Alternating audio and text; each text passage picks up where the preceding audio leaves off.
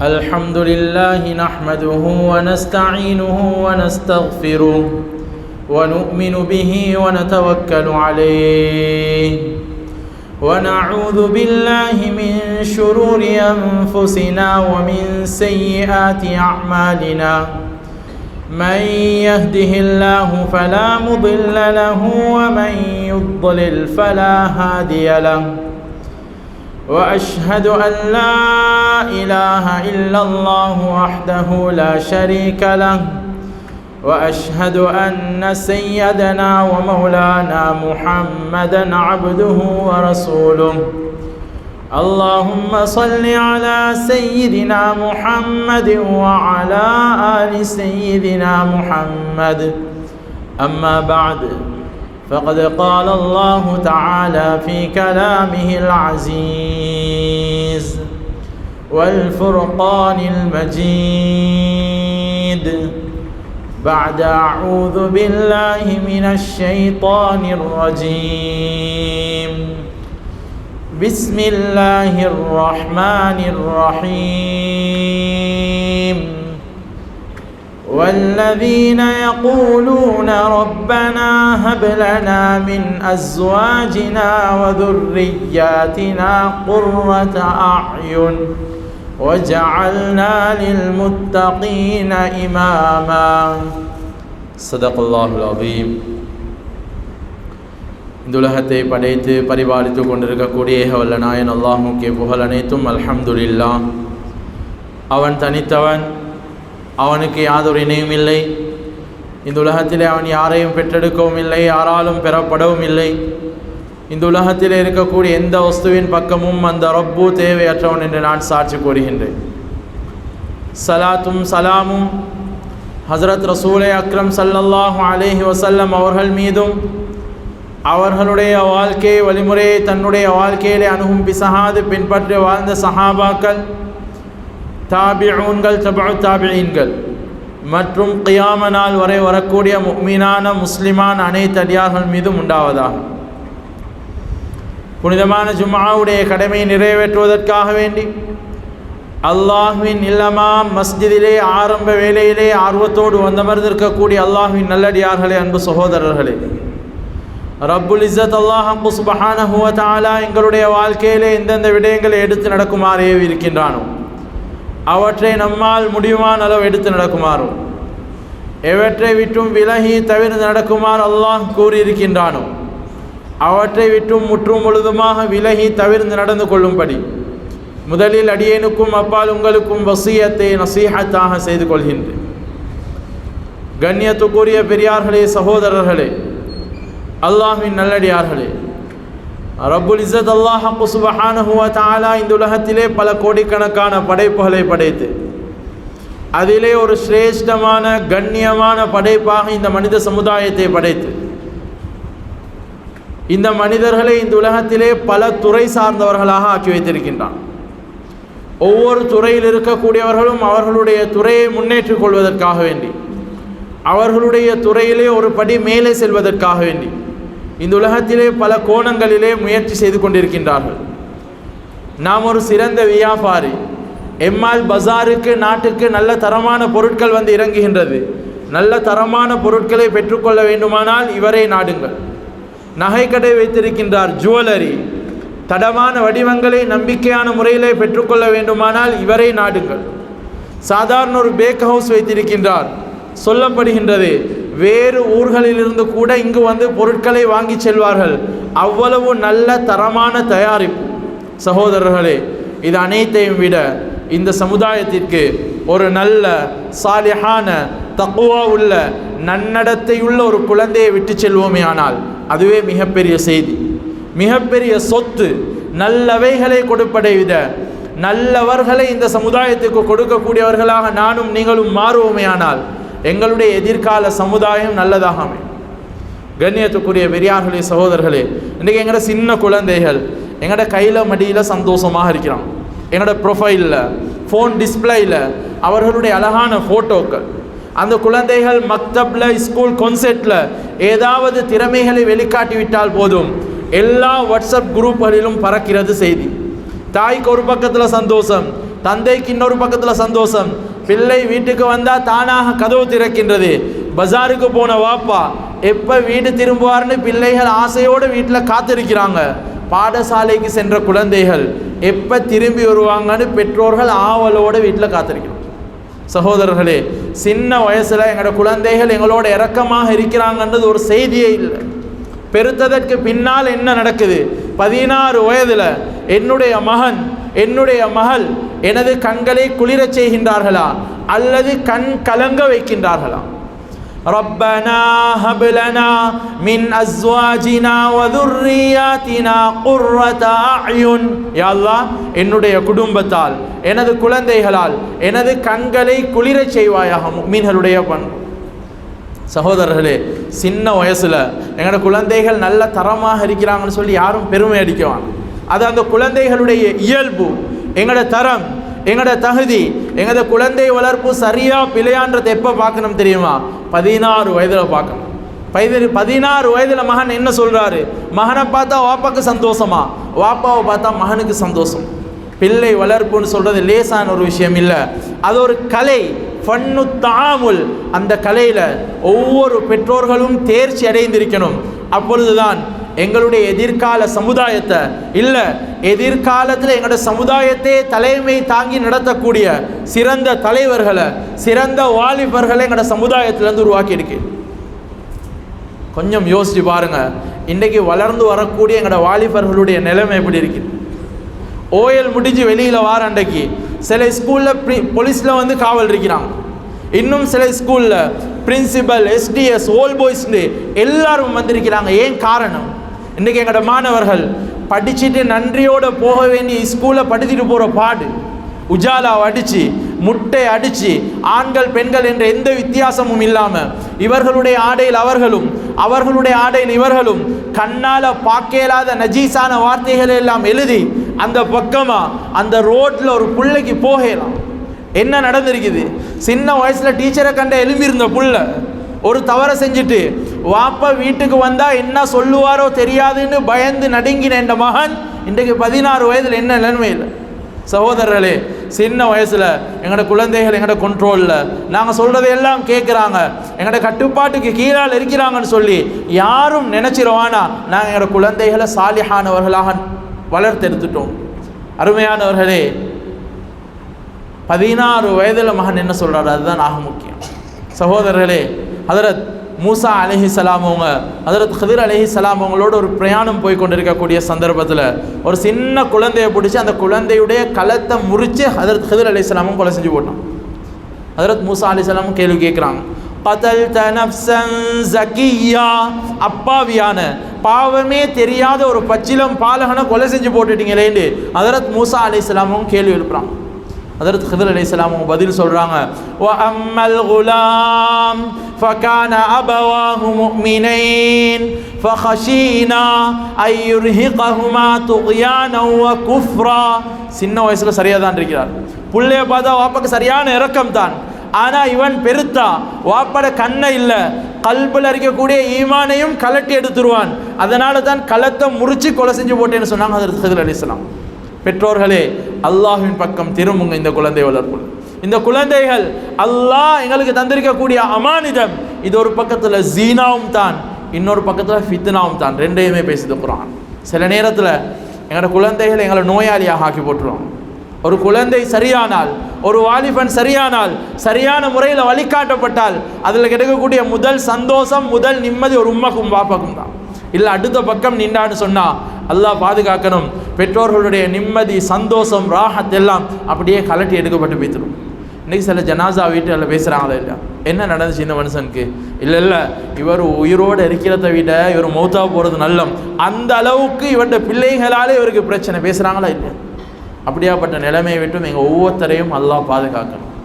ஹதரத் யூசுப் அலைஹிஸ்ஸலாம் அவர்களுடைய தந்தை ஹதரத் யாக்கூப் அலைஹிஸ்ஸலாம் அவங்க 4 திருமணங்களை முடிச்சிருந்தாங்க. முதலாவது 3 மனைவிமாருக்கு 10 குழந்தைகள், கடைசி மனைவிக்கு 2 குழந்தைகள், யூசுப் பின்யாமின்.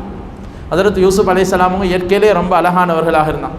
அவர்களுடைய சிறிய வயதிலிருந்தே பெரிய வயது அடைந்ததற்கு பின்னால் ஏதோ பல விஷயங்களை சாதிக்க போகிறாங்கன்ற சில அறிகுறிகள் அவர்களுடைய முகத்தில் தென்பட்டதுனால ஹஜ்ரத் யாக்கூப் அலைஹிஸ்ஸலாம் அவங்க சின்ன வயசுலேருந்து ஹஜ்ரத் யூசுப் அலைஹிஸ்ஸலாம் அவர்களுடைய மிச்சம் இரக்கமாக நேசமாக இருந்தாங்க. இதை அந்த 10 சகோதரர்களுக்கும் பிடிக்கல. ஒரு நாள் விளையாட கூட்டிக் கொண்டு போகிறதாக போய் சொல்லி ஹஜ்ரத் யூசுப் அலைஹிஸ்ஸலாம் அவங்களை கூட்டிகிட்டு போயிட்டு ஒரு பாலடைஞ்ச கிணத்துல தள்ளிட்டு வந்து தன்னுடைய தந்தை ஹஜ்ரத் யாக்கூப் அலைஹிஸ்ஸலாம் அவரிடத்துல யூசுஃபை ஓனாய் பிடிச்சிக்கிட்டு போனதாக ஒரு பொய்யை சொல்லிடுறோம். பிள்ளைகள் சொன்ன ஒரே ஒரு பொய், தன்னுடைய மகன் ஹஜ்ரத் யூசுப் அலைஹிஸ்ஸலாம் அவர்களை நினைச்சு அழுது ஹஜ்ரத் யாக்கூப் அலைஹிஸ்ஸலாம் அவருடைய கண்ணில் இருக்கக்கூடிய பார்வையும் கலண்டு போய்த்துருச்சு. சகோதரர்களே, நல்ல ஒரு விஷயத்தை மனசில் ஆழமாக பதிய வைங்க. ஒன்று, எங்களோட குழந்தைகளால் எங்களுடைய கண் குளிரும் அல்லது கண் பழுதாகும், மானம் உயரும் அல்லது மானம் பறக்கும். பிள்ளை வளர்ப்புன்னு சொல்கிறது லேசான ஒரு விஷயம் இல்லை. நாங்கள் இன்றைக்கு ஒரு வீடை கொன்றை கொடுத்து கெட்டி முடிக்கிற மாதிரி ஒரு காரியம் இல்லை. இந்த பொறுப்பு இது அமானிதமான ஒரு பொறுப்பு, பாரம் நிறைஞ்ச ஒரு பொறுப்பை தூக்கி ரப்பு எங்களோட கையில் தந்திருக்கின்றான். அதனால தான் ஒவ்வொரு ஃபர்தான தொழுகைக்கு பின்னாலையும் நானும் நீங்களும் அல்லாஹ்விடத்தில் கையேந்தி கேட்கணும், யா அல்லாஹ் என்னுடைய குழந்தைகளை நேரான வழியில் சரியான பாதையில் வளர்த்தெடுக்கக்கூடிய அந்த ஆற்றலை எனக்கு தந்துரு ரப்பேன்னு ஒவ்வொரு ஃபர்தான தொழுகைக்கு பின்னாலும் நானும் நீங்களும் கையேந்தி கேட்கணும். கண்ணியத்துக்குரிய பெரியார்களே, சகோதரர்களே, ஹஜ்ரத் லுக்மானுல் ஹக்கீம் அலைஹிஸ்ஸலாம் ஒரு தந்தையாக இந்த குழந்தை வளர்ப்புல மாத்திரம் கிட்டத்தட்ட 4000க்கும் மேற்பட்ட உபதேசங்கள் செஞ்சிருக்கிறோம். நானும் நீங்களும் இன்றைக்கு ஒரு தந்தையாக அந்த குழந்தை வளர்ப்பு சம்பந்தமாக ஒரே ஒரு புத்தகத்தையாவது எடுத்து வாசி பார்த்துருப்போம், அல்லது அதில் யாராவது தேர்ச்சி அடைந்த ஒரு இடத்துல போய்த்து அதை பற்றின ஏதாவது ஆலோசனைகளை கேட்டு பார்த்துருப்போம். உயிருள்ள ஒரு சொத்தை ரப்பு கையில தந்து சொல்றான், அல் அவுலாது ஹிபத்துல்லாஹ், இந்த குழந்தைகள் அல்லாஹ்வால் உங்களுக்கு தரப்பட்டிருக்கக்கூடிய ஒரு கிஃப்ட், நன்கொடை. இது எந்த முறையில் பராமரிக்கணும், எந்த முறையில் பாதுகாக்கணும், கொஞ்சம் யோசி பாருங்களேன். இன்றைக்கி என்னோட மகனுக்கு ஒரு 16 வயசுன்னு சொன்னான். இப்போது 10 வருடங்களுக்கு முன்னால் கடைக்கு கூட்டிகிட்டு போன வாப்பா கொஞ்சம் கண்ணுக்கு மறைஞ்சா எங்களோட வாப்பா எங்களை விட்டெல்லாம் பெய்த்துட்டாரோ தெரியாதுன்னு ஒரு பதட்டத்தோடு தேடின எங்களோட மகன். பக்கத்தில் படுத்திருந்த தாய் காலையில் எழும்பி பார்க்குற நேரத்தில் கிட்ட இல்லைன்னு சொன்னா, எங்கே எங்களோட உம்மா எங்களை விட்டெல்லாம் பெய்த்துட்டாங்களோ தெரியாதுன்னு ஒரு வித பதட்டத்தோடு தேடி அழுத எங்களோட மகள் இன்றைக்கு 16 வயசில் என்ன நிலைமையில்? உம்மாக்கும் வாப்பாக்கும் பிள்ளைகளோட அதே இரக்கம் இருக்குதா, அல்லது பிள்ளைகளுக்கு தான் பெற்றோர்களோட அதே கண்ணியம் கலந்த பயம் இருக்குதா? இந்த ரெண்டுமே இல்லைன்னு சொன்னால் நானும் நீங்களும் எங்கேயோ ஒரு இடத்துல தவறு இழைத்து கொண்டிருக்கின்றோம். அதை தேடி பிடிச்சு திருத்தி கொள்ள வேண்டியது ஏனையும் உங்களுடையும் கட்டாய கடமையாக இருக்குது. கொஞ்சம் முன்னால் நெருங்குவாங்க, பின்னால் வரக்கூடியவங்களுக்கு தோல் புஜங்களை தாண்டி கொண்டு வாரதை ஹஜ்ரத் ரசூலுல்லாஹி ஸல்லல்லாஹு அலைஹி வஸல்லம் வெறுத்திருக்கிறாங்க, பதுவா செஞ்சிருக்கிறாங்க இந்த ஜும்மாவுடைய தினங்களில். அதனால் நாங்கள் முன்னால் இருந்துருவோம்னு சொன்னால் பின்னால் வரவங்க அப்படியே பின்னால் உட்காந்துக்கிடுவாங்க. அது அடுத்த இன்னொரு மனிதர் நம்பி அவங்களோட பதுவாவை சம்பாதிக்கிறதுட்டும் எங்களை அதை பாதுகாக்கும். கண்ணியத்துக்குரிய பெரியார்களே, சகோதரர்களே, இன்றைக்கு ஒரு பயங்கரமான காலத்தில் இந்த உலகத்தில் நானும் நீங்களும் வாழ்ந்து கொண்டிருக்கின்றோம். இன்றைக்கு நாளுக்கு நாள் எங்களோட முஸ்லீம் சமுதாயத்தில் ஃபித்னாக்களும் பாவங்களும் அதிகரித்து கொண்டே போகக்கூடிய காலம். அதில் சில பாவங்கள் இருக்குது, அந்த பாவங்களோட மட்டும் எங்களோட வீட்டில் இருக்கக்கூடிய வாலிபர்கள் தொடர்பாகிடுவாங்கன்னு சொன்னால் அல்லாஹ் பாதுகாக்கணும். பெற்றோர்களுடைய நிம்மதி, சந்தோஷம், கண்ணியம், ராஹத் எல்லாம் கலட்டி எடுக்கப்பட்டு மடியும். இன்றைக்கி அதில் ஒரு பாவம் தான் இன்றைக்கி என்னோட முஸ்லீம் வாலிபர்கள் அடியோடு அழித்து நாசமாக்கி கொண்டிருக்கக்கூடிய இந்த போதை வஸ்துக்களுடைய பாவனை. இதில் எங்களோட வாலிபர்கள் மாட்டிக்கொண்டு வெளியில் வரையலாமல் சிக்கி தவிச்சு கொண்டிருக்கிறான். இன்றைக்கி சில அந்நிய கிராமங்களில் பேசுகிறாங்களாம், ஒரு காலம் இருந்துச்சு, அந்த காலத்தில் எங்களோட வீட்டில் இருக்கக்கூடிய பெண்களை, குமரி பெண்களை பாதுகாப்புக்காக வேண்டி நாங்கள் முஸ்லீம்களுடைய வீட்டில் தான் விட்டுட்டு போவோம். ஆனால் இன்றைக்கி எங்களோட வாலிபர்கள் அந்த முஸ்லீம் வாலிபர்களோட சேர்றதே நாங்கள் வெறுக்கிறோம். ஏன் தெரியுமா? அவனோட சேர்ந்தா இவனும் கெட்டு போய்த்துருவான். இன்றைக்கி காலமும் நேரமும் எங்களோட நடத்தைகளும் ஒரு பெரும்பான்மை சமூகத்துடைய உள்ளத்தில் எப்படியாப்பட்ட ஒரு சிந்தனையை விதைத்திருக்கின்னு பாருங்க. கண்ணியத்துக்குரிய பெரியார்களே, சகோதரர்களே, ஒரு பிள்ளைய பெற்றெடுத்து வளர்த்தெடுக்கிறேன்னு சொன்னால் அது ஒரு லேசான விஷயமா இல்லை. 360 எலும்புகளையும் ஒரே நேரத்தில் ஒன்றாக சேர்த்து முறித்தால் என்ன வருத்தம் வருமோ அந்த வருத்தத்தை ஒவ்வொரு தாயும் ஒவ்வொரு பிரசவத்திலையும் உணர்ந்திருக்கிறான். இன்றைக்கு அந்த உம்மோட பேசக்கூடிய வார்த்தை எப்படி இருக்குது, அந்த தாயோடு நடந்து கொள்ளக்கூடிய எங்களோட முறை எப்படி இருக்குது. சமீபத்தில் ஒரு இடத்துல ஒரு வாலிபர் உம்மோட களத்தில் கத்தியை வச்சு சொல்லியிருக்கிறாரு, உம்மா வாப்பட சல்லிலேருந்து 2 லட்சம் ரூபாய் தாங்க, இல்லைன்னு சொன்னால் நடக்கிறதே வேறு. என்னதுக்கு இன்றைக்கு இந்த 2 லட்சம் ரூபாய் இருக்குது? இவருடைய பிஸ்னஸை டெவலப் பண்ணுறதுக்கா, அல்லது ஊரில் இருக்கக்கூடிய ஏழைகளுக்கு, விதவைகளுக்கு, அனாதைகளுக்கு பகிர்ந்தளிக்கிறதுக்கா? இல்லை சகோதரர்களே, வெறுமனே கொஞ்ச நேரத்துடைய இன்பம் இந்த போதைக்காக வேண்டி இன்றைக்கு இந்த பெத்த தாயையும் கொள்றதுக்கு துணிஞ்சிருச்சு இந்த சமுதாயம். நல்ல ஞாபகத்தில் வச்சுக்கோங்க, நானும் நீங்களும் இன்றைக்கு இந்த விஷயத்தில் சுயநலவாதிகளாக செயல்படுறது தான் இது எங்களோட சமுதாயத்தில் இவ்வளவு பெரிய ஒரு முன்னேற்றத்தை, இவ்வளவு பெரிய ஒரு வளர்ச்சி அடைகிறதுக்கு நானும் நீங்களும் ஒரு காரணம். ஏன் நாங்கள் இதில் சுயநலவாதிகளாக செயல்படுறோம்? நான் நினைக்கிறது என்ன, ஏண்ட வீட்டில் யாரும் இதோட தொடர்பு இல்லையே, ஏண்ட குடும்பத்தில் யாரும் இதோட தொடர்பு இல்லையே, எனக்கு அண்டி பழகக்கூடிய யாரும் இதோட தொடர்பு இல்லையே, நானும் நீங்களும் ஒதுங்கி போகிற ஒரே ஒரு காரணத்தினால தான் இந்த போதை வஸ்துக்களுடைய பாவனை இவ்வளவு பெரிய ஒரு வளர்ச்சியை கண்டிருக்குது. நல்ல ஞாபகத்தில் வைங்க, இதே நிலைமை தொடரும்னு சொன்னா, இதே நிலைமை தொடரும்னு சொன்னா, நானும் நீங்களும் இதை பார்த்து ஒதுங்கி போவோம்னு சொன்னா, இன்னொரு 5-6 வருடங்கள் போன, இன்னொரு 5-6 வருடங்களுக்கு பின்னால,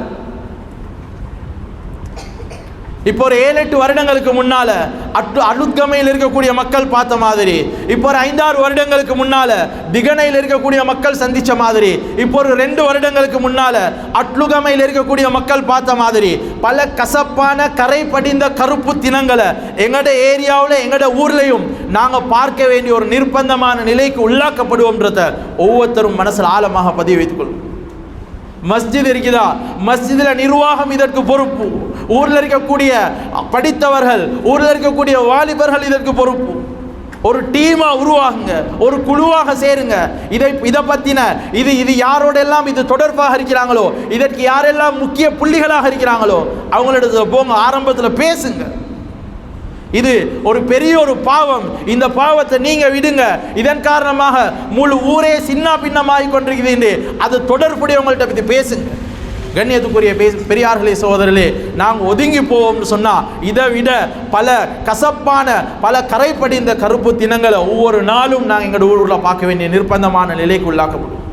கண்ணியத்துக்குரிய பெரியார்களே, சகோதரர்களே, இந்த விஷயத்தை சொல்கிறதா இல்லையா, மிம்பர்லேருந்து சொல்கிறதா இல்லையான்னு கொஞ்சம் ஒரு யோசனையாக இருக்குது. இருந்தாலும் இதை சொல்வதின் மூலமாக சமூகத்தில் ஒரு மாற்றம் ஏற்படும்னு சொன்னால் அது சொல்கிறதுக்கு தயங்க வேண்டிய இடமும் இல்லை. சமீபத்தில் ஒரு அந்நிய கிராமத்தில் ஒரு தாய் ஒரு கடிதத்தை எழுதி வச்சுட்டு தற்கொலை செய்து கொண்டான். அந்த கடிதத்தை பார்த்த பல பேர்த்துக்கு ஆச்சரியமாகவும் இருந்துச்சு, இன்னும் பல பேர்த்துக்கு ஆச்சரியமாகவும் இருந்துச்சு. அப்படி என்ன தெரியுமா, அந்த கடிதத்தை எழுதிருந்துச்சு, ஒரு விபச்சார விடுதியில் ஒரு கெட்ட பெண்ணிடத்தில் ஒரு கெட்டவன் எதை எதிர்பார்ப்பானோ அதே விடயத்தை ஏண்ட மகன் ஏண்ட வீட்டில் எனக்கிட்ட எதிர்பார்க்கிறான். என்னுடைய தாய்மையை இழக்கிறதுக்கு நான் தயார் இல்லை, என்னுடைய மானத்தை விட்டு கொடுக்கவும் நான் தயார் இல்லை. அதனால் நான் இப்படியாப்பட்ட ஒரு முடிவுக்கு வாரேன். என்னுடைய இந்த முடிவாவது என்னுடைய மகனுடைய மாற்றத்துக்கு ஒரு காரணமாக இருக்கட்டும். ஒரு கடிதத்தை எழுதி வச்சுட்டு ஒரு தாய் சமீபத்தில் ஒரு தற்கொலை செய்து கொண்டான். இப்படியாப்பட்ட நிலைமை எங்களோட சமுதாயத்திலேயே வந்துடக்கூடாதுன்ற ஒரு ஆத்திரத்தோடு பேசும். சமீபத்தில் ஒரு கொழும்புக்குள்ளால் இருக்கக்கூடிய ஒரு மஹல்லாவில் ஒரு தந்தை முறைப்பாடு செய்கிறார் மஸ்ஜிதில். எவ்வளோ கவலையான விஷயம்னு பாருங்க. ஹஸரத், ஏண்ட வீட்டில் ஏண்ட மகனால் ஏண்ட மகளுக்கு பாதுகாப்பு இல்லை, ஏண்ட மகனால் ஏண்ட மகளுக்கு பாதுகாப்பு இல்லை. சொந்த நானா சொந்த தங்கச்சின்னு பார்க்காம தவறான வழியில் ஈடுபடுறதுக்கு முயற்சி செய்யலாம். இன்றைக்கு போதை எங்கே கொண்டு போய் நிறுத்திருக்குன்னு பாருங்க ஒவ்வொரு சமுதாயத்தை. கண்ணியத்துக்குரிய பெரியார்களே, சகோதரர்களே, இதை போல துக்கமான நிலைமைகள் எங்களோட வீட்டிலையும் வந்துடக்கூடாது என்ற கவலையோடு பேசும். இந்த நிலைமைகள் முழுதுமாக மாறணும். ஒரு வீட்டில் இருக்கக்கூடிய ஒரே ஒரு வாலிபர் வழி தவறி போனால் போதும், அந்த வீடு நரகத்துக்கு சமன். 10 எரியும் வீட்டில் நெருப்பு. கண்ணியத்துக்குரிய பெரியார்களே, சகோதரர்களே, ஒரு வளர்ந்து வரக்கூடிய வாலிபர் ஒரு 19, 20, 21 வயதை நிரம்பிட்டார்னு சொன்னால் அந்த வாலிபருடைய மிகப்பெரிய சாதனை என்ன தெரியும்?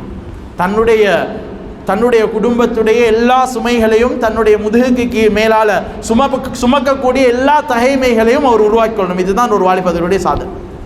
இன்றைக்கு எங்களோட வாலிபர்கள் சாதனைன்னு சொல்லி எதை நினைக்கிறான்? ஒரு ஃபுட்பால் மேட்ச்சில் போய்த்து 2 கோலை போட்டுட்டா அது எங்களோட வாலிபர்களுக்கு சாதனை. ஒரு கிரிக்கெட் மேட்ச்சில் போய்த்து 2 6 அடிச்சுட்டா அது எங்களோட வாலிபர்களுக்கு சாதனை. எஃபியில் ஒரு போஸ்ட்டை போட்டு அதுக்கு கூடுதலான லைக்ஸ் வந்துட்டா, ஒரு வாட்ஸ்அப்பில் ஒரு ஸ்டேட்டஸை போட்டு அதுக்கு கூடுதலான வியூஸ் வந்துட்டா அது எங்களோட வாலிபர்களுக்கு சாதனை. சாதனைன்னு சொன்னால் என்னன்னு தெரியுமா? சாதனை படைத்த வாலிபர்களுடைய சரித்திரமாவது எங்களுக்கு தெரியும்.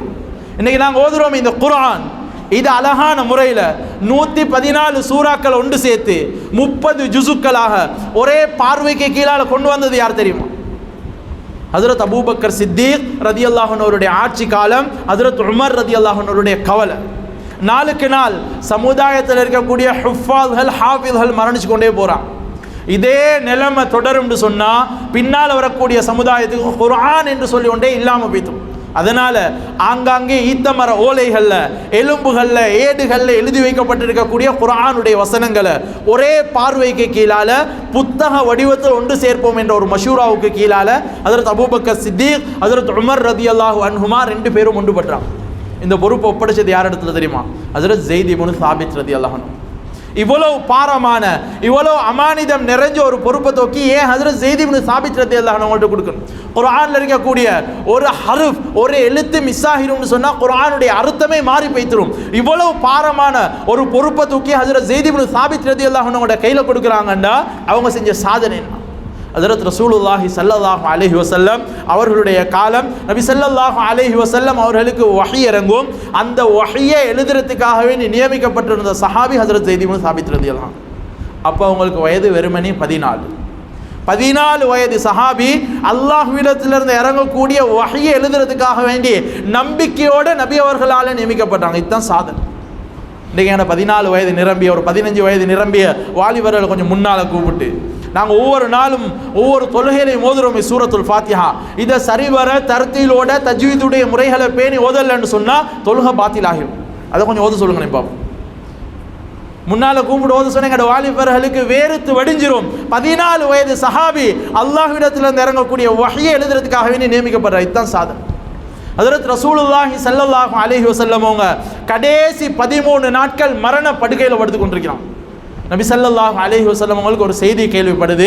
ஜோர்தான் நாட்டிலிருந்து கிட்டத்தட்ட 2.5 லட்சம் ரோமர்கள் படையெடுத்து வந்து மதீனாவை கைப்பற்ற போகிறாங்கன்ற ஒரு செய்தி ஹஜ்ரத் ரசூலுல்லாஹி ஸல்லல்லாஹு அலைஹி வஸல்லம் அவங்க கேள்விப்படுது. ஹஜ்ரத் ரசூலுல்லாஹி ஸல்லல்லாஹு அலைஹி வஸல்லம் அவங்க சஹாபாக்கள்லேருந்து 3000 பேர் கொண்ட ஒரு படையை தயார் செய்து அந்த படைக்கு தளபதியாக போட்டது ஹஜ்ரத் உஸாமா ரலியல்லாஹு அன்ஹு. வசியத் செஞ்சுட்டு மரணிக்கிறாங்க ஹஜ்ரத் ரசூலுல்லாஹி ஸல்லல்லாஹு அலைஹி வஸல்லம். அன்ஃபிது ஜெய்ஷ உஸாமா, உஸாமாவோட படையை அனுப்பியாகும். நபி அவர்களுடைய வஃபாத்தின் காரணமாக கொஞ்சம் தாமதமானாலும் ஹஜ்ரத் அபூபக்கர் சித்திக் ரலியல்லாஹு அன்ஹு அந்த படையை அனுப்பி வைக்கிறாங்க. 3000 பேரை கூட்டிக்கிட்டு போயிட்டு ரொம்ப நுணுக்கமாக செயல்பட்டதுனால 2.5 லட்சம் எதிரிகளையும் 2.5 லட்சம் ரோமர்களையும் தோக்கடிச்சிட்டு முஸ்லிம்களுடைய கொடிய அந்த ஜோர்தான் நாட்டில் நட்டி வச்சுட்டு வெற்றியோட மதீனாவுக்கு திரும்பி வராங்க. அந்த படைக்கு தளபதியாக போனாரே ஹஜ்ரத் உஸாமா ரலியல்லாஹு அன்ஹு அவர்களுக்கு அப்பொழுது வயது வெறுமனே 17 வயது சஹாபி 3000 பேரை கூட்டிகிட்டு போயிட்டு 2.5 லட்சம் எதிரிகளை தோக்கடிச்சிட்டு வரான்.